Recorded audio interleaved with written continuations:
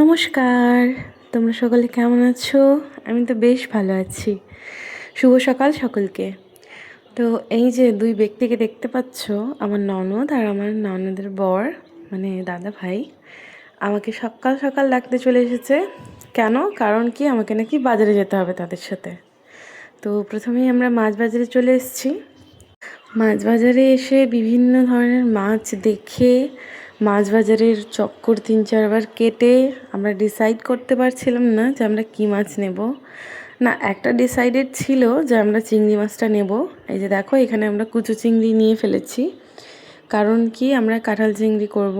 আর দাদা ভাইরা এই যে দেখতে পাচ্ছ, প্রায় আধা ঘন্টা ওরা ভেতরে ঘুরে ঘুরে মাছ নিয়ে এসছে। সেটা হলো কাতলা মাছ অবশেষে।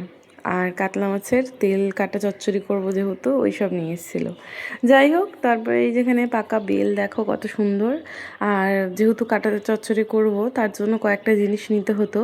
তো পুঁই শাক, মিষ্টি কুমড়া সব কিছু আমরা নিয়ে ফেললাম। তারপরে একটু ডুমো নিয়ে এখানে আরও কিছু বাজার টাজার করে পেঁয়াজ ফেয়াজ সব কিছু নিয়ে চলে গেলাম আমরা কাঁঠাল নিতে, মানে এঁচড় নিতে। এই তো এঁচড় নেওয়া কমপ্লিট। তারপরে আরেকটু শশা নিয়ে, তারপরে এই যে বাঙি, কে কে খেতে ভালোবাসো অবশ্যই কমেন্ট করে জানিও।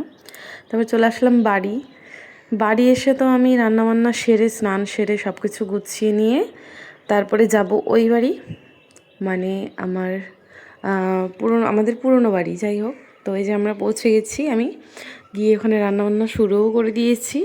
এখানে ডুমুর ভাজা হয়েছে, আর হচ্ছে কাটা চচ্চড়ি, কাতলা মাছের ঝাল যেটা দিদি করছিল, আর আমি করছিলাম হচ্ছে ওই যে এঁচড় দিয়ে চিংড়ি।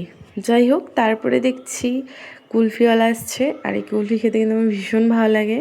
তারপরে খাওয়া দাওয়া সেরে আমরা একটু বাড়ি এসেছিলাম রেডি হতে।